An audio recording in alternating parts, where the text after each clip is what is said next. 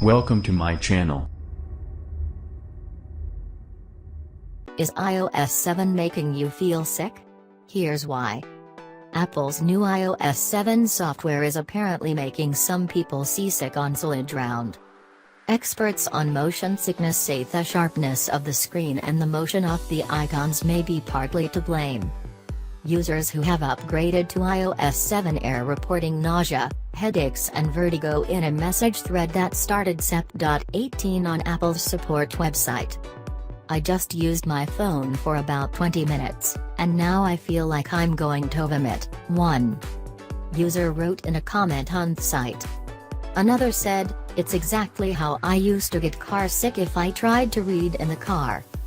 iOS 7 has animations and a dynamic background that were not in previous versions of the software, which is used on iPhones and iPads. "We haven't done any experiments with this phone, but this is what I think is happening. It's definitely linked to the motion of the screen," said psychologist Frederick Bonatto, of Montclair State University in New Jersey, who has studied cybersickness. "Also, the resolution is very high, so I've got a very sharp, clear image, moving.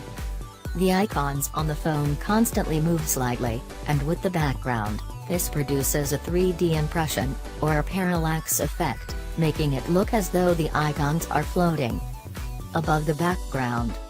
Seeing a three-dimensional space, on a phone you know is flat, can trigger queasy feelings," Bonatto said.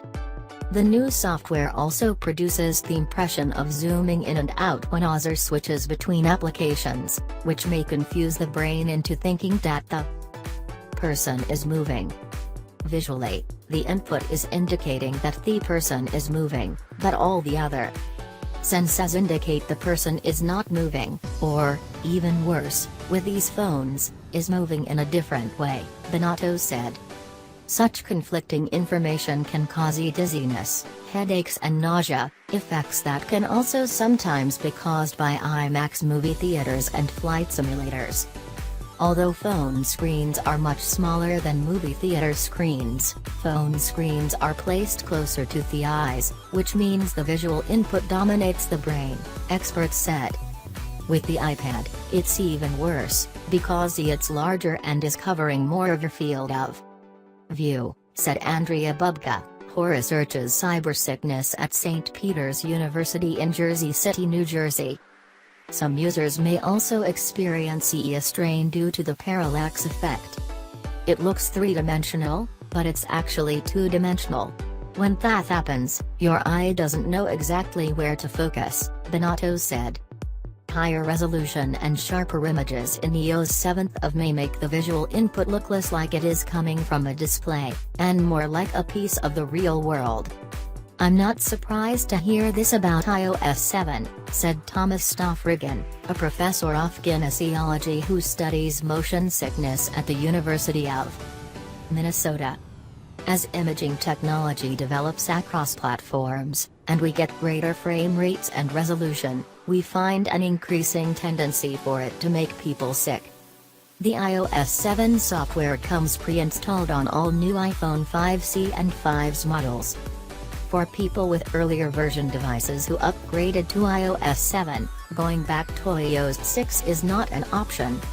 This has prompted users to ask why this problem was not detected in testing.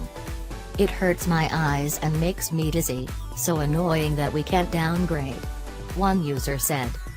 "I can't believe someone, when testing iOS 7 didn't say, 'Hey, this animation makes me nauseous.' I find that incredible," another said.